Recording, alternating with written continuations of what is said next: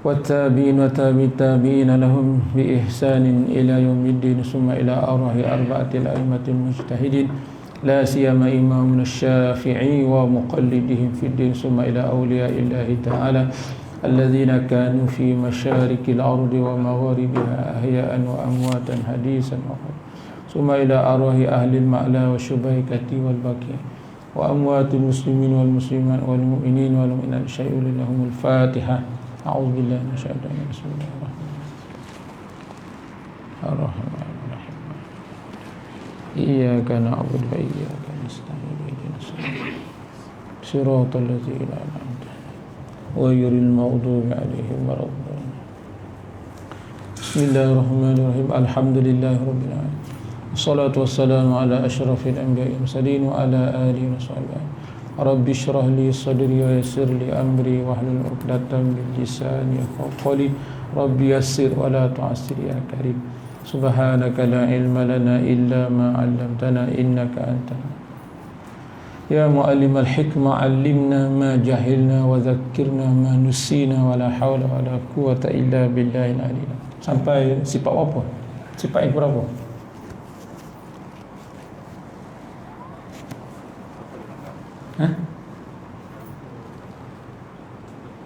Sampai sifat yang keberapa?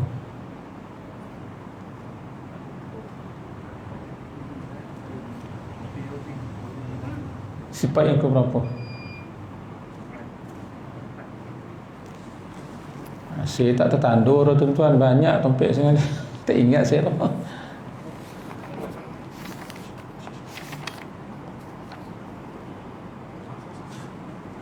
Sampai sifat yang keberapa dah? Wuduk, kidam ko, baqa' ko, khalafah ko, qiyamu ta'ala bi nafsi ko, wahdaniyah ko.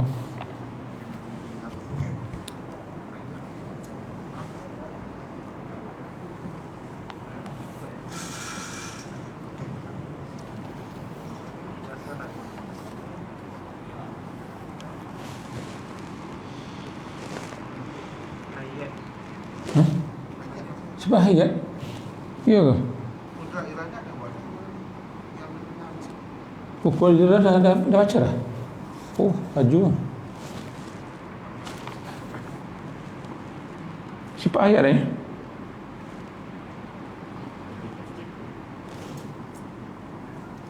Tak ada yang kitab.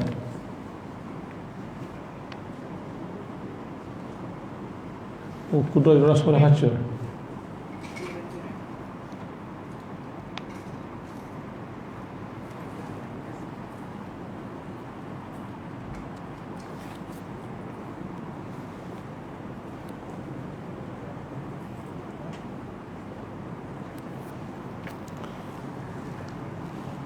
Qala musannif rahimahullah ta'ala, tak apa. Qala musannif, yang ke-10 wajib dia bagi hak Allah Ta'ala ya, bersifat dengan hayat, sifat berhidup. Wajib di sini panggil wajib akli lah. Mana akal itu menetapkan ya, bahawa mesti ada pada Allah sifat hayat. Sebab kalau tak ada sifat hayat, matilah. Kalau tak ada sifat hayat, mana mati. Mati ni karya mustahil.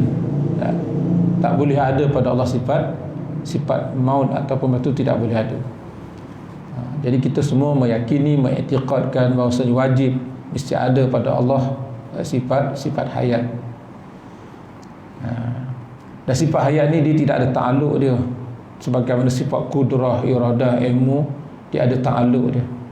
Selain daripada sifat tu ada ya, pada diri zat, pada zat dia juga ada fungsi dia ya, dia melampaui kepada yang lain ya, seperti mana kudrat ya, sifat yang wujudiah, yang bahasa yang sebenar-benar ada pada zat, dan kemudian dia pula dengan sifat kudrat tu mengadakan. Bila mengadakan tentu ada benda yang diadakan. Begitu dengan sifat iradah ya, selain sifat iradah tu ada pada zat Allah Ta'ala, dia juga ya, ada ta'aluk dia. Iradah takhsis menentukan, sedia lagi Allah Ta'ala menentukan, ada benda yang ditentukan. Begitu juga ilmu Allah Ta'ala, selain sifat ilmu tu wajib ada pada zat Allah Ta'ala, dan sifat ilmu tu yang benar-benar ada pada Allah, yang kalau Allah buka hijab ya, kita boleh nampak, Selain daripada ilmu Allah juga dia inkishaf. Allah Ta'ala mengetahui, ya, tiap-tiap perkara yang wajib. Allah Ta'ala tahu perkara yang mustahil, dan Allah Ta'ala tahu perkara yang harus. Itu ta'aluk dia, ya. Allah Ta'ala tahu dirinya yang wajibul wujud. Allah Ta'ala tahu dirinya bersifat dengan sifat kesempurnaan. Allah Ta'ala tahu. Allah Ta'ala tahu tentang perkara yang mustahil pada akal. Contoh, anak bagi Tuhan ataupun isteri itu perkara yang mustahil bagi Allah. Bagi Allah, Tuhan tahu. Nah, tidak ada syarikalah, tidak sekutu bagi Allah, Tuhan tahu. Dan perkara yang harus, ya, seperti Allah Ta'ala jadikan kita, ya, allazi khalaqas samawati wal ard. Harus Allah Ta'ala menjadikan, bukannya mustahil. Mustahil apanya, benda dah ada sekarang kita lihat. Dan tidak pula wajib, ya, bukan wajib Allah Ta'ala menjadikan makhluk ni, menjadikan langit bumi, tak wajib. Tidak mustahil dan tidak wajib. Tetapi harus Allah Ta'ala menjadikan langit bumi makhluk ni, harus saja, tidak wajib. Jadi semua sifat-sifat ma'ani ni yang 7 ada dia punya ta'aluk dia. Dia melampaui kepada yang lain. Kecuali sifat hayat ni satu. Sifat hayat ni dia tidak ada ta'aluk ke mana-mana. Dia tidak melampau kepada mana. Hanya semata-mata sifat yang ada pada zat Allah. Yang dengan sifat hayat ni lah dia mengesahkan sifat-sifat ma'ani yang lain. Sebab, ya, kalau kita nisbah pada makhluk, kalau orang tu dah mati, tak ada nyawa, ya, bila dah tak ada nyawa, mati, ada ilmu pada tak ada dah, ada kehendak, tak ada kehendak dah, tak ada nyawa, tak boleh lihat pun tak boleh, mendengar tak boleh, berkehendak pun tidak, ilmu tak ada, dan bagaimana dia nak memperbuat sesuatu sebab dia tidak ada nyawa, mati. Maka kita faham secara mudahnya dengan fikir akal yang ini sebagai nak mengesahkan, ya, dengan mana kata lain, dia tanpa ada sifat hayat, tak adalah sifat ma'ani yang lain. Tak mungkin Allah tu boleh berkuasa, tak mungkin Allah tu ada ilmu, tak mungkin Allah tu berkehendak, melihat dan seumpamanya, berkata-kata, kerana dia tidak ada sifat hayat. Jadi sifat hayat ni mengesahkan bagi sifat ma'ani yang lain secara khususnya lah. Sebab tu sifat hayat dia tidak ada ta'aluk dia lah. Wajib bagi Allah Ta'ala yang bersifat hayat, Allah lah, ya, satu-satunya yang bersifat dengan al-hayat. Iaitu sifat hayat ni apa ya? Satu sifat yang qadim, yang sedia. Dan tiap-tiap sifat ma'ani ni, tuan-tuan, ayah dan bonda, kita boleh adukan pada sifat salbiyah, ya, sebagaimana yang kita sebut-sebut sebelum daripada ni kan.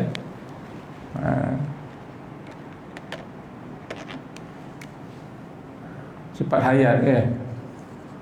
Sifat hayat tu sedia, lagi kekal, kidam, baqa kan. Ni semua sifat sifat salbiah yang kita belajar sebelum ni kita.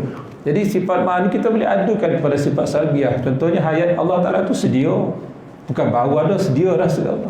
Kemudian sifat hayat Allah tu kekal. Kemudian sifat Allah Ta'ala tu tidak menyerupai, ya, tidak sama dengan sifat hayat yang lain. Walaupun pada sebutan dia kita hidup, Allah hidup, tapi hidup kita bukan sebagaimana hidup Allah Ta'ala, lain, ya. Kita ni majazi saja, ya, bukan hakiki. Hayat yang sebenar ialah Allah. Apalagi, ya, sifat hayat tak berhajat, ya, tak berhajat kepada Tuhan yang lain, tidak mengadakan, mewujudkan sifat hayat, tak perlu.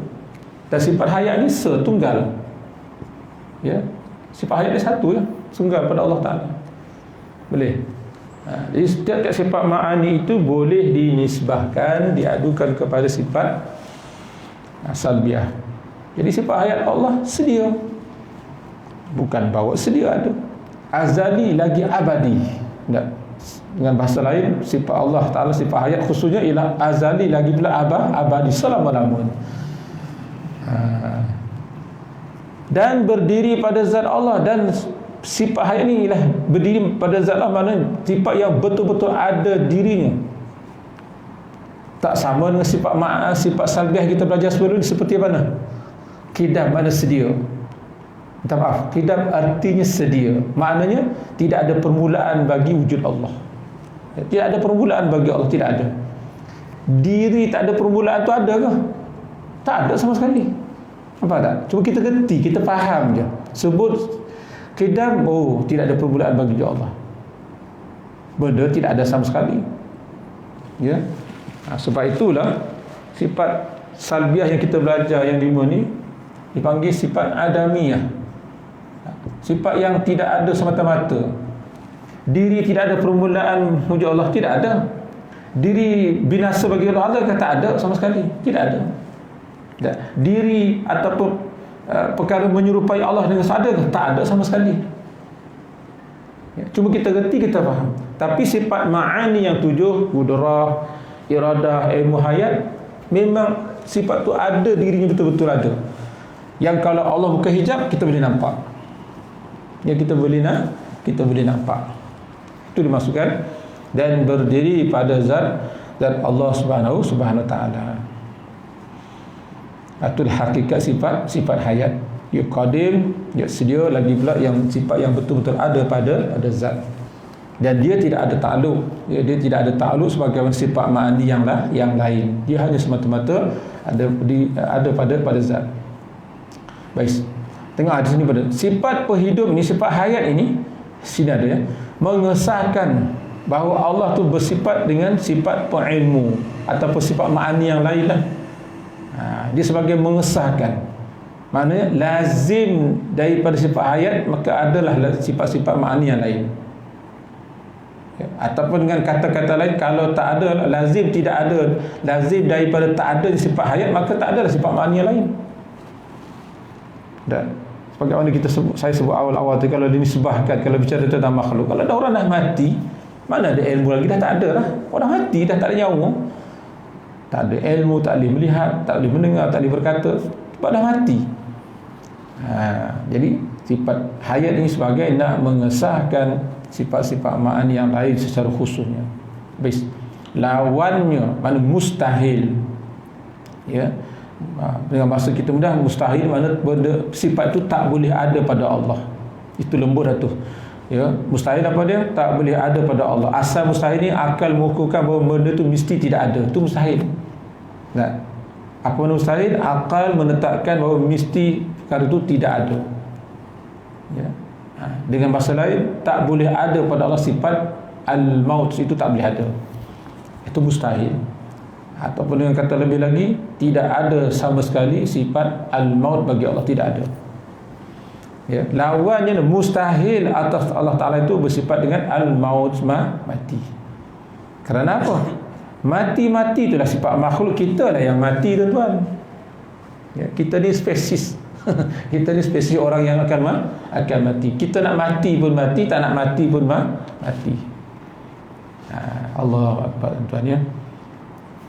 Tinggal lagi kita tak tahu bila kita akan mati, di mana kita akan mati, dan bagaimana keadaan mati kita. Itu saja. Ya, mati dah tulis siap dah. Umur kita 120 hari. Ya, Allahu Akbar.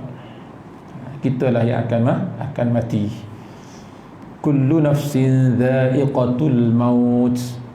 Inilah di antara lain tujuan kita belajar sifat-sifat Allah ni, bukan semata-mata kita nak mengiktikad, meyakini. Ya, kita wajib beriman, meyakini, membenarkan, beriman, berpegang dengan dia. Di samping itu kita menghayati bahawasanya ya Allah, sedarlah kita bahawa kita ni terdedah kepada kematian pada bila-bila masa. Pada bila-bila masa. Hanya Allah lah satu zat yang maha hidup, yang lain semuanya mati.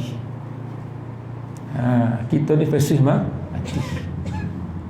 Kullu nafsin dha'iqatul maut. Tiap-tiap yang bernyawa, dia tak kata yang tetap hidup, tiap-tiap yang bernyawa pasti akan dha'iqatul, pasti akan merasai mati. Khalaqal mauta wal hayata liyabluwakum ayyukum ahsanu amala. Allah jadikan ada mati, ada hidup. Tujuan apa? Tuhan nak tahu ayyukum ahsanu amal, siapa di kalangan kamu orang yang paling baik amalan dia. Ya. Sebab tu Allah jadikan ada hidup dan ada mati. Tuhan nak uji kita siapa yang paling baik amalannya. Allah Akbar. Yang mati itulah kita. Atau kita bila berdoa, wa tawakkal 'alal hayyil ladzi la yamut. Al-Quran ada kan sebut, wa tawakkal, kamu berserahlah, berserah dirilah kamu kepada Allah yang maha hidup. Wa tawakkal 'alal hayyil ladzi la yamut, yang tidak mati. Ya.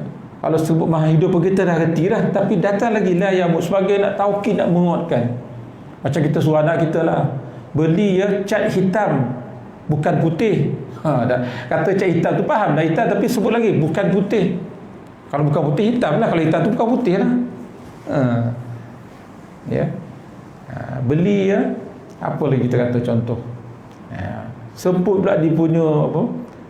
Kata tadilah, wa tawakkal 'alal hayyil ladzi la yamut. Bertawakkallah kamu kepada Allah yang maha hidup, la yamut, yang tidak mati, sebagai nak menguatkan. Allahu akbar. Mati itulah sifat makhluk, kita lah yang mati. Hakikatnya kita ni mati, melainkan diperhidupkan oleh Allah. Melainkan diperhidupkan oleh Allah. Nafas demi nafas, detik demi detik, saat demi saat. Ya, besarnya nikmat kita boleh hidup ni tuan-tuan. Bayangkan orang yang dah meninggal tu tak boleh buat apa dah dia mereka tu. Ya, kita ada 5 nikmat besar. Selalu saya sebut dah, nikmat hidup, nikmat sihat, nikmat harta, nikmat masa lapang yang banyak, masa lapang kita, dan yang kelima nikmat keamanan, ketenteraman. Hari pun Covid dah 287 kes sepanjang PKP ni, ialah dah kes yang paling tertinggi. Semalam 260, hari ni 287, dah esok 300 tak tahu lah. Itulah kluster pilihan raya dah. Ini kluster pilihan raya. Allahu akbar, kesian kan. Doktor baru nak kata nak melabuhkan punggung, nak rehat sekejap, dah kono kojo balik. Inilah dia tuan-tuan ya. Kita hakikatnya mati, melainkan diperhidupkan oleh Allah. Nikmat ni kita boleh hidup ni. Berapa orang yang bila dia bangun tidur doa alhamdulillahillazi ahyana ba'dama amatana wa ilaihin nusyur.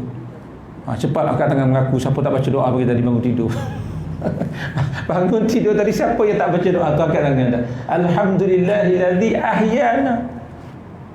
Bangun-bangun cari handphone dah. Bangun-bangun cari rokok, bangun dah. Tak ada alhamdulillahillazi ahyana. Puji bagi Allah yang telah menghidupkan aku ba'da amatana, setelah Allah matikan aku. Rupanya tidur itu adalah saudara mati. Syukur kita boleh bangun lagi. Kalau kita tidur terus tidur tak bangun-bangun, apa jawab tuan-tuan? Allahu akbar kan? Alhamdulillahillazi ahyana ba'da ma amatana wa ilaihin nusyur. Dalam pada tu kita kata lagi wa akhirnya, walau macam mana pun kita boleh tidur, boleh bangun, boleh tidur, boleh akhirnya wa ilaihin nusyur, kepada Allah juga kita akan kembali. Jangan lupa pagi esok bangun tidur baca doa, syukur kita boleh hidup lagi ya Allah, boleh bernafas lagi, boleh menyawa lagi. Ya, orang lain mungkin bangun-bangun tidur keadaan terlantar atas katil hospital. Ya, pejam celiknya nampak hospital, tak dapat lain lah. Nampak ubat, nampak itu, nampak itu. Kita masih lagi ya Allah, nikmat tuan ya. Syukurilah nikmat hidup yang Allah Taala berikan. Sebab hidup kita ni hanya sekali saja, tidak ada dua kali. Ya, hidup kita ni hanya sekali saja, tidak ada dua kali. Hakikatnya kita mati. Ya, melainkan diperhidupkan oleh Allah. Kita ni sebenarnya diperkudrahkan oleh Allah, diperiradahkan oleh Allah, diperilmukan oleh Allah, dan kita diperhayatkan oleh Allah. Hakikatnya kita tak ada apa pun. Kita tak ada ilmu, tak ada apa, tak ada apa, kosong. Yang kita ada hanya Allah. Itu hakikat tu. Iya. Ya. Satu pun tak ada milik kita. Pemilikan mutlak hanya Allah. Nyawa kita milik Allah, darah semua milik Allah. Itulah kemuncak tauhid, penyerahan yang sebenar-benarnya. Ya. Ini yang kita nak belajar tauhid ni. Ya. Akhirnya penyerahan bulat kita, ya, hanya kepada Allah itulah. Dialah yang Maha Hidup. Allahu akbar. kita mati, kita semua diperhidupkan oleh Allah. Itu pun sekadar mana yang dihadkan dan masa yang ditentukan. Inilah ramai-ramai dia tak tahulah. Ya, sempat ke tidak tahun lepas, wallahu a'lam kan. Ini 1442 Hijrah. Ya, tahun 2020. Tak sempat tidak 21, wallahu a'lam, kita tak tahu. Kita ambil pengajaran. Saya baca dalam kitab Minhajul Abidin karangan Imam Al-Ghazali. Dia kata apa? Satu hadis. Akhir zaman ini, kelahiran seorang anak tidak disambutkan kegembiraan. Lahirnya seorang bayi di akhir zaman ini tidak disambut dengan gembira. Dan matinya seseorang itu tidak diiringi dengan rasa kesedihan. Tak ada apa lah. Ni alamat tanda akhir zaman. Boleh anak pun biasa-biasa ya. Saya tengok matan hadis tu saya dah lupa. Umar dah sengaja pun pasti tumbuh dulu. Kitab Minhajul Abidin, kita baca kitab Arab. Satu Allah dan Tuan Guru Al-Yashin mengajar. Ya, antara lain tanda akhir zaman, lahirnya seorang bayi itu tidak disambut dengan kegembiraan, dan matinya seseorang itu tidak diiringi rasa kesedihan, dan tidak diambil pun pengajaran pun dari kematian seorang itu. Dah mati, payah-payah, kapan-kapan tak nak dah. Bukanlah itu sajalah. Dia tak ambil ibrah, tak ambil pengajaran daripada kematian seseorang. Sehingga orang yang dah biasa bunuh mayat pun dia pun dah lali. Ada yang kerja kedai-kedai apa, uruskan mayat pula. Sampai orang kerja mayat tu dia dah lali dah. Hari-hari dia uruskan mayat, dia pun jadi lali dah. Tak ada rasa apa pun dia. Dia tak ada apa. Dah lali dah hari-hari dah. Dan lebih malang lagi kalau yang meninggal itu ialah keluarga terdekat tersayang kita yang dah meninggal, kita tak ambil pengajaran, itu dahsyat lah tuan-tuan, teruk lah tuan-tuan ya. Kalau orang lain tu boleh kira lagi. Dan ni keluarga kita yang paling dekat dengan kita, mungkin mak ayah kita, adik-adik kita ke isteri kita meninggal, kita masih lagi tak ambil pengajaran, masih dia tak sedar lagi, masih tak ingat lagi. Itu na'udzubillah, malang lah tuan-tuan ya, malang. Allahu Akbar tuan-tuan. Ingat mati, tak ingat mati. Nak mati pun mati, tak mati pun mati. Allahumma khtim lana bi husnil khatimah. Doa tu jangan lupa dan baca sentiasa. Ya Allah, jadikanlah kesudahan hidupku sebagai kesudahan dan perakhiran yang sebaik-baik. Kalau kita mak ayah kita masih hidup, doakan mak ayah kita. Saya tu antara lain doa saya lah, ya Allah, ya, andainya sampai masa ketika ibu dan ayah, mak dan abahku ya Allah akan pergi, ya Allah, jadikanlah kesudahan dan perakhiran hidupnya dengan sebaik-baik kesudahan dan perakhiran. Dan Engkau ringankanlah beban sakaratul maut ketika nak matinya ibu dan ayahku, wahai Tuhan. Kesian ya Allah. Sakit tuan-tuan. Sakaratul maut itu, mahbub nak mati itu bukan ya Allah. Ya. Bukan calang-calang. Ya, ibarat kambing tu digantung, disayat-sayat kulit itu kan, hidup-hidup, bukan dah mati. Kambing tu kita gantung, kita sayat, dia sayat. Apa dia panggil sayat? Ya, lapah. Dah. Kulit tu hidup-hidup, bayangkan. Ada yang kata tikam, contohlah, malah sakitnya mati ni, ya Allah, tak boleh lagi. Sehingga baginda Nabi SAW katanya diriwayatkan sampai ya basah dahinya, dipanggil apa, peluh jantan, dan Rasulullah menahan sakit itu pun sehabis-habis, lembut, sampai malaikat Israel tak tergamak sebenarnya, tak rela nak melihat Rasulullah ya, menanggung sakitnya waktu nak wafat, nak meninggal.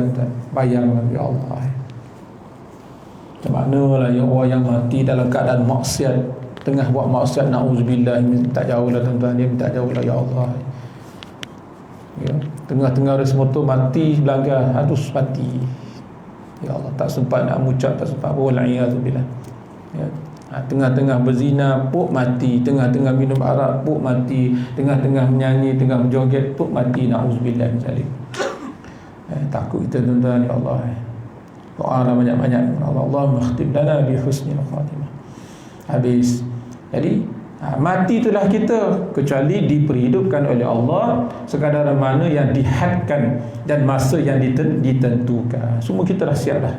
Bila kita mati di mana, semua dah siap dah. Habis. Dalil sifat berhidup, mana dalil kata wajib Allah Ta'ala bersifat dengan hayat? Kita fikir dengan akal lah. Jadi dua dalil kan, dalil akal yang murni dan dalil nas yang qat'i. Ini kita orang awam macam ni lah. Ya, kita belajar memaham tentang ketuhanan, gunakan akal. Ya, sebelum nak masuk ke hati tu gunakan akal logik. Ya, munasabah. Ya, memang patut. Itulah yang sebenar-benarnya. Oh, baru kita rasa, baru kita telan perlahan-lahan, kita hadam ke dalam hati kita. Sungguh Allah Ta'ala ya, bersifat dengan hayat. Dalil sifat hayat tu bagaimana? Kita fikir, sekiranya Allah Ta'ala tu terima mati, Allah Ta'ala tu mati ataupun boleh terima mati,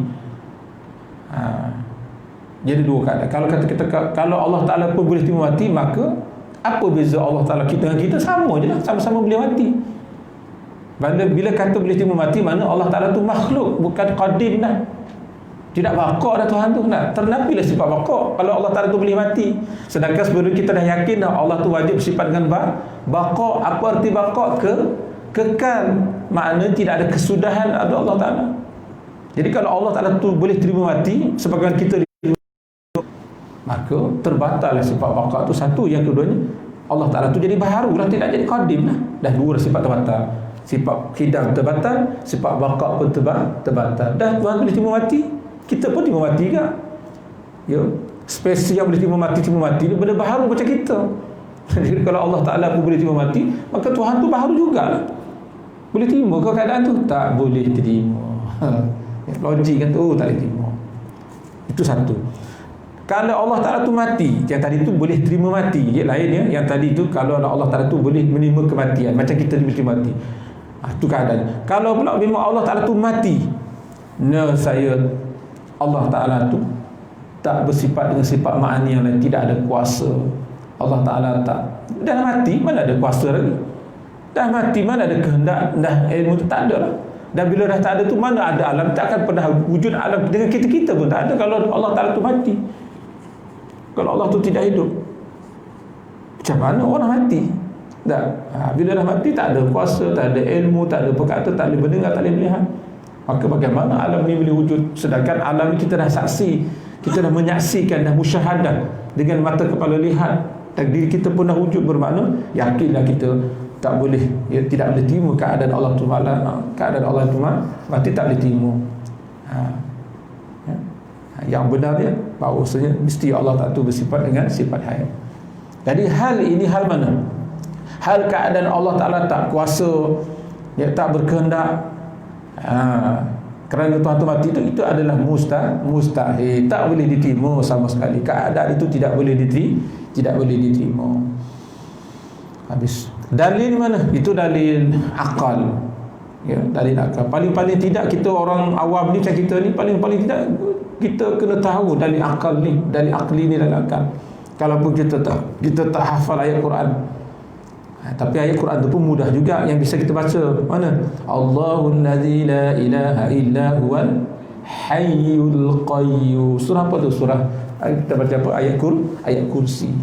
Ingat ayat kursi dah. Sifat hayat, ingat ayat kursi. Allahu la ilaha illa huwal hayyul qayyum. Kalau kita perasan, kalau yang dia perasan selalu ya, al-hayyu al-qayyum biasanya digandingkan dua nama. Al-hayyu ni, al-hayyu qayyum ni lah juga adalah nama-nama Allah kan, yang 99. Walillahil asma'il husna fad'uuhu biha. Ya, bagi Allah ada nama-nama yang indah-indah. Fad'uuhu, maka berdoalah kamu akan Allah. Fad'uuhu, berdoalah, minta dengan Allah biha, dengan nama-nama tu. Ini di antaranya Al-Hayyu Al-Qayyum. Disebut dalam satu hadis, Rasulullah bila mengenai satu perkara kesulitan, Rasulullah akan baca doa, Ya Hayyu Ya Qayyum bi rahmatika astaghith. Itu doa Rasulullah. Tengok kan? Sehingga Rasulullah pun bila berdoa memanggil nama Allah pun digabungkan Al-Hayyu dengan Al-Qayyum. Sini pun sama, Wal Hayyul Qayyum. Jadi Rasulullah berdoa, Ya Hayyu Ya Qayyum bi rahmatika astaghith. Wahai yang maha hidup, wahai yang maha Al-Qayyum, yang berdiri dengan sendiri ataupun yang mentadbirkan. Qayyum ni maknanya yang menguruskan segala Allah. Birahmatika, dengan rahmat engkau ya Allah, astaghis, aku minta tolong. Minta dengan Allah Ta'ala. Ya. Ulama mengatakan tuan-tuan, kita berdoa ni ada 3 keadaan cara kita berdoa. Pertama, bila kita berdoa, kita menyebut nama-nama Allah ataupun sifat Allah. Ya Hayyu Ya Qayyum, ya Wahai yang Maha Penyayang. Kita pun minta hajat kita, kasihanilah aku ya Allah. Itu satu. Ya. Yang kedua, kita berdoa kepada Allah dengan menyebut kekurangan diri kita. Dengan menyebut kekurangan diri kita, ya Allah, anal faqiru, ana miskin. Ya Allah, aku ni fakir, aku ni miskin, aku dhaif, aku lemah ya Allah, aku ni hina ya Allah. Tolonglah aku ya Allah, bantulah aku ya Allah. Tengok, itu yang kedua. Kita berdoa kepada Allah dan kita menyebut kekurangan kita. Dua ya.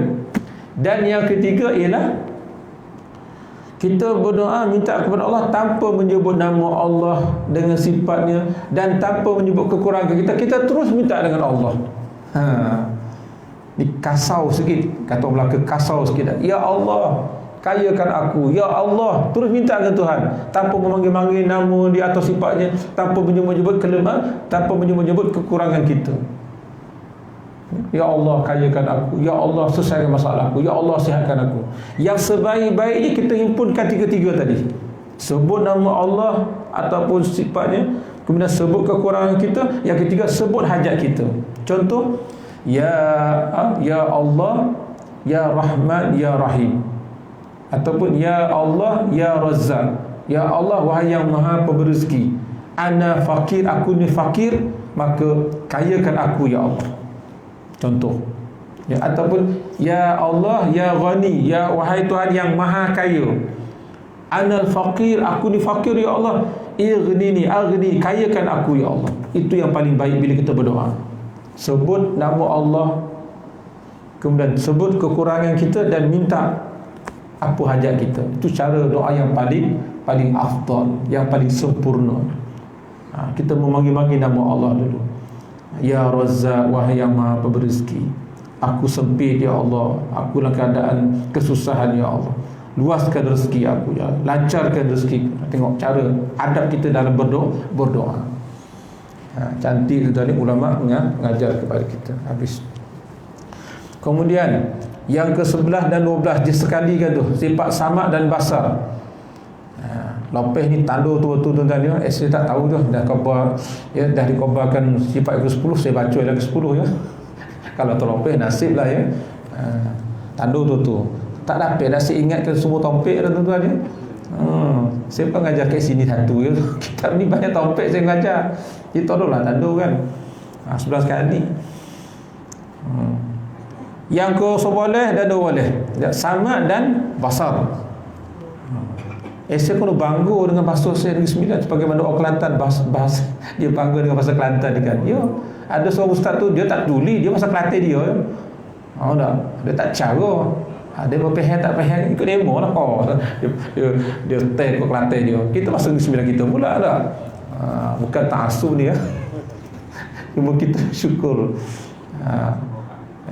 Orang Perak cara Perak, dia orang Kedah slang Kedah dah tak apa. Masing-masing cara ikut depa. 11 ke-11 wajib bagi Allah Ta'ala bersifat samad dan basar sekali tu. Samad dan basar. Samad sifat pendengar ya, basar sifat pelihat. Kedua-dua sifat tersebut adalah qadim, sama juga lah ya. Qadim mana sedia Allah Ta'ala tu mendengar, sedia Allah Ta'ala ada sifat pelihat, pendengar. Bukan ada makhluk, tunggu ada makhluk baru Tuhan mendengar. Tidak. Sebelum ada makhluk lagi Allah dah sedia dah melihat.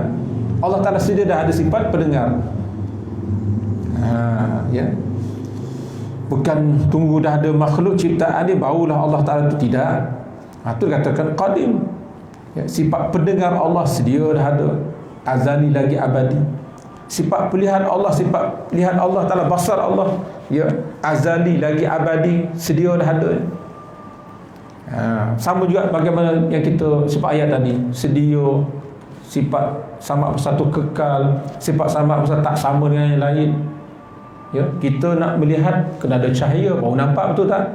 Kalau ada cahaya pun kalau jauh tak nampak juga. Nah, ataupun ada cahaya ya, tapi ada dinding depan kita tak nampak juga. Oh, sangat terhad kita melihat pun, kita mendengar pun macam tu juga. Kalau dekat dengar, kalau jauh dah tak dengar. Mana sama? Ya, tak sama. Kedua-dua sifat sama itu qadim lagi azali, dan qadim lagi pula yang berdiri pada zat Allah Taala. Dengan sifat tersebutlah ya, menyingkap segala yang wujud. Allah Taala dengar. Ya, Allah Taala tahu semua perkara. Ya, Allah Taala mendengar semua perkara, Allah dengar semua perkara. Lawan kedua-dua sifat tersebut ialah as-samam, pekat. Mustahil lah, mustahil atas Allah bersifat dengan pekat. Dan al-a'ma, buta. Cuba bayangkan tuan, kalau kita nisbah pada makhluk lah, seorang raja berada di atas singgasananya, ya Allah, dia dengan dahsyatlah dia punya singgasana tu, yang bertatahkan cantik emas sebagainya, dengan dayang-dayang, dengan dia punya pengapit sebagainya. Tapi tahu-tahu raja ni rupanya mata buta. Mata buta, telinga tak boleh dengar. Macam mana tuan-tuan kan? Kurang tak? Kurang. Raja apa je tu kan? Sultan apa tu? Kita panggil dia tak dengar. Kita berasi pun apa pun dia tak nampak. Lepas tu macam mana dia berkomunikasi kan? Payah macam tu dah. Kalau dia sebab pada makhluk pun lemah dah. Walaupun dia tu seorang raja. Raja segala raja atas dunia ni contohnya lah. Tapi dia tu buta. Salah satu boleh kira lagi dah. Kalau tak boleh melihat pun boleh dengar, tahan juga. Ataupun tak boleh dengar tapi mata boleh melihat, tahan lagi. Ni mata tak nampak, telinga tak dengar. Ya, kan orang apa sultan tu dah. Kalau pada makhluk manusia pun kita apa benda raja macam tu. Pakai apa tak lagi ya, disebah pada Allah jauh sama sekali, tidak boleh sama sekali ya, itu mustahil, tak boleh terima. Jadi pekat dan buta itulah kita lah yang pekat dan buta ya, melainkan diperdengar dan diperlihatkan oleh Allah sekadar yang Allah Taala izinkan ya. Itu pun penglihatan kita pun dah mula ya kurang, pendengaran kita pun dah mula kurang, masya-Allah. Allah Taala dah mula ya mengurangkan kuasa mendengar, kuasa melihat. Dalil sifat pendengar dan pendengar bagi Allah, sekiranya Allah tu tidak bersifat dengan kedua-duanya. Tadi pun dah sebut tadi kan. Kita fikir dengan logik akal. Sifat samad dan basar dengan lawan bagi samad basar apa dia? Allah Taala tu buta dan Allah Taala tu pekat. Sedangkan buta pekat ni apa dia? Sifat kekurangan. Nah, sifat apa panggil? Sifat kekurangan lah. Ya. Mata tak boleh melihat, telinga tak boleh dengar, Allah. Jadi kekurangan. Dan sifat kekurangan tak layak bagi Allah. Kan kita dah sebut sentiasa kan, Allah ialah nama bagi zat yang wajibul wujud, yang mesti ada, yang bersifat dengan sekalian sifat-sifat kesempurnaan dan maha suci ya, daripada apa-apa juga sifat yang kekurangan atau sifat yang tak layak bagi Allah. Itulah Allah. Tegaklah situ. Tak boleh ubah tu. Itulah dia hakikat Allah Taala. Ya. Kalau ada satu kekurangan, walaupun sedikit kekurangan itu, tak layaklah dipanggil Allah, tak panggil bagi Tuhan dah. Nampak ni? Apatah lagi dengan sifat tak boleh mendengar ataupun pekat, lagi-lagi menunjukkan kekurangan dan kelemahan yang sangat-sangat tak layak bagi Allah. Habis. Mana dalil ayat Qurannya? Akhirnya ni wa huwas samiul basir, disekali kan. Ini pun selalu ya, selalu as-sami yang maha mendengar, al-basir yang maha melihat, selalu digabungkan ya. Wa huwas samiul basir, dialah yang maha mendengar, lagi pula yang maha melihat. Maha mendengar dan maha melihat. Baik. Jadi apakah yang kita dapat ambil daripada sifat samad basar? Sedarlah kita bahawasanya ya, apa saja yang kita lakukan, apa sajalah ya, Allah tu maha melihat dan Allah tu maha mendengar. Allah mendengar isi hati kita. Allah Ta'ala tahu ya, Allah dengar apa yang ada dalam hati, dalam fikiran kita. Allah Ta'ala dengar dan Allah Ta'ala lihat Ya. Inilah sebagai sesuatu yang dapat mengawal dan mengawasi kita. Ya. Bila orang tu benar-benar berjiwa tauhid, ya, menyedari dengan sesedar-sedarnya yang dia tu dalam pandangan Allah, dalam pendengaran Allah, maka sudah tentu dia tidak sanggup untuk melakukan perkara-perkara yang boleh melanggar perintah Allah. Sebab dia sedar Allah Ta'ala sedang melihatnya. Ya, perasaan, kalau boleh dengan sifat ni kita, kalau boleh diri kita ni, perasaan apa, kita ni didengari dan dilihat Allah. Macam kita salat lah mayang. Ya, sejauh mana kalau kita boleh merasakan kita ni sedang dilihat dan didengari Allah, maka ya, sebanyak itulah kesannya yang kuat kepada ibadah solat kita dapat dilakukan dengan lebih sempurna lagi. Tapi kalau ingatan dan rasa kita tidak dilihat, rasa dilihat dan diingat Allah tu kurang dalam diri kita, maka membuatkan ibadah kita tidak begitu khusyuk. Sebab ya, kita buat perkara itu dalam keadaan tidak khusyuk, tidak ada tumpuan yang penuh. Ya. Kan kita buat perkara itu, kita merasakan Allah tidak melihat kita, Allah tidak memandang kita, sedangkan Allah sedang melihat kita dan Allah sedang mendengar kita. Dengan yang kita memahami sifat sama basari, membuatkan kita lebih berhati-hati dalam tindakan kita. Ya. Kita yakin dah di kiri kanan kita ada Raqib dan Atid yang mencatat itu satu hal. Allah SWT melihat dan Allah Ta'ala mendengar apa yang kita lakukan, yang kita bicara, yang bisikkan dalam hati dan habis. Kemudian yang ke-13 Allah Ta'ala sifat kalam, tanda yang ke-13 sifat kalam. Wallahu a'lam.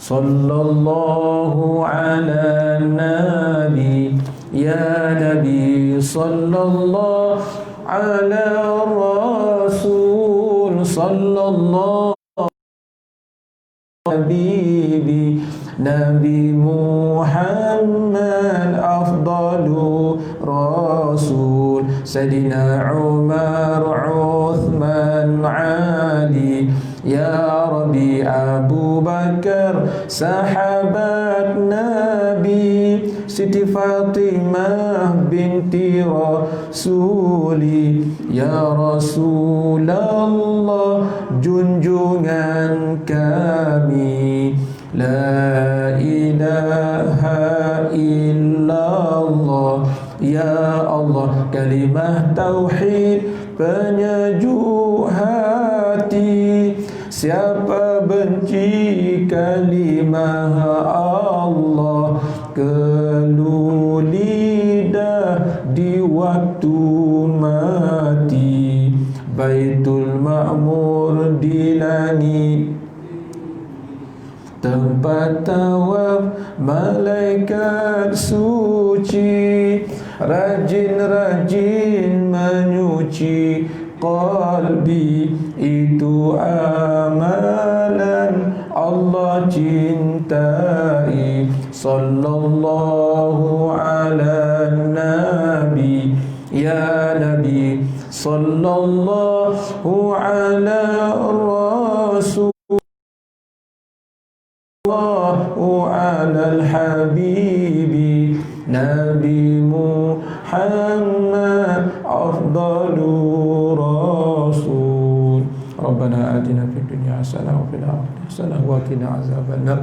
Wa sallallahu ala sayyidina Muhammadin nabiyil ummi wa ala alihi wa sahbihi. Walhamdulillahi rabbil alamin. Taqabbalallahu minkum